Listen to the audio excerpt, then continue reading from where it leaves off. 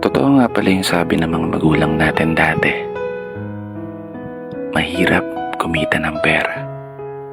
Kaya naman, lagi nilang paalala, anak, mag-aral ka ng mabuti. Dahil yan lang ang sandata na maaari naming maipamana sa'yo. Isang sandata na magagamit mo sa mga panahong wala na kami sa tabi mo. Para gabayan ka o itama yung mga mali na pwede mong maging desisyon, lalo sa sitwasyon na tanging sarili mong lakas ang ituturing mong pundasyon para harapin yung mabibigat na mga pagsubok at hamon.